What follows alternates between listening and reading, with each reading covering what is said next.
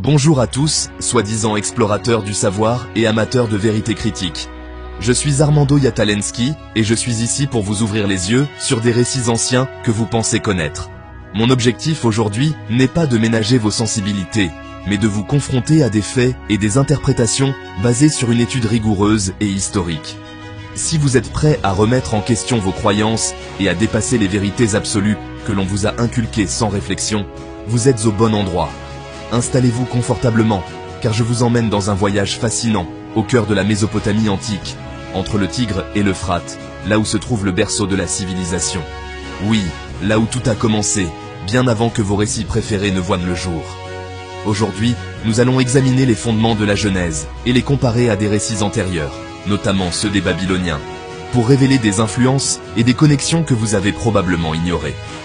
L'Enuma Elish est une épopée babylonienne qui date du XVIIIe siècle avant notre ère.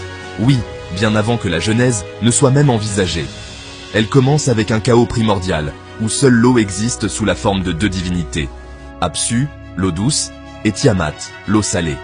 Vous voyez, même les anciens Babyloniens avaient une vision plus complexe que ce que vous avez peut-être appris. De leur union naissent des dieux plus jeunes, et le chaos commence à s'organiser. Une idée que vous pensiez peut-être originale à la Genèse. Mais là où ça devient intéressant, c'est qu'Apsu prévoit de tuer les jeunes dieux, parce que leur bruit le dérange. Oui, même les dieux peuvent être irrités.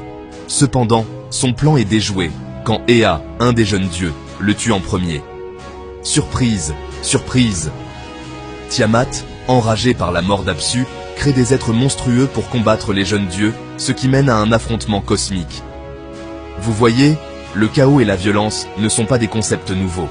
Et voici Marduk, le héros de notre histoire. Oui, un autre héros que vous n'avez peut-être pas rencontré dans vos lectures habituelles. Il conclut un marché avec les autres dieux. S'il bat Tiamat et son armée, il deviendra leur chef. Un marché que vous n'avez probablement jamais envisagé dans vos récits. Avec sa puissance divine et un vent impétueux, Marduk vainc Tiamat et utilise son corps pour créer le ciel et la terre. Oui, il a littéralement utilisé son corps.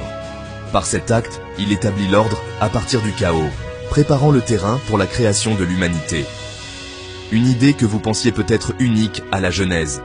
Maintenant, passons au récit de la création de la Genèse, tiré de la Bible, probablement écrit entre le 6e et le 5e siècle avant notre ère. Oui, bien après l'Enuma Elish. Le récit de la Genèse commence aussi par un chaos aquatique, l'abîme, sur lequel l'Esprit de Dieu plane. Vous voyez, même ici, l'idée de chaos aquatique n'est pas nouvelle. Dieu crée alors le monde par sa parole en 6 jours, instaurant l'ordre à partir du chaos.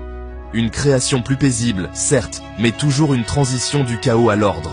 Les deux histoires soulignent une transition du chaos à l'ordre, mais avec des récits et des personnages distincts.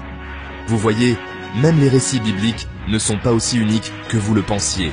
Dans l'Enuma Elish, ce processus est violent et implique une bataille divine, tandis que la Genèse présente une création plus paisible par un commandement divin. Deux visions, un même thème, mais attendez, ce n'est pas tout. Vous pensiez que c'était fini ? Certains spécialistes soutiennent que le récit de la création de la Genèse pourrait avoir été influencé par l'Enuma Elish, car les Israélites étaient en contact étroit avec la culture babylonienne pendant l'exil à Babylone.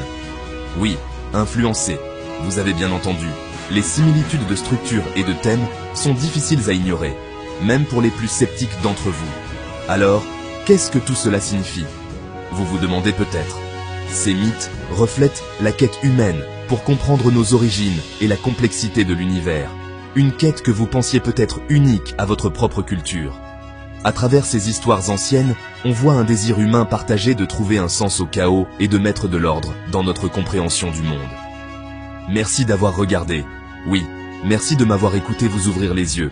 Si vous avez aimé cette plongée dans la mythologie, cliquez sur le bouton j'aime et abonnez-vous pour plus de récits épiques du passé. Vous en avez bien besoin. À la prochaine et continuez d'explorer, si vous en êtes capable.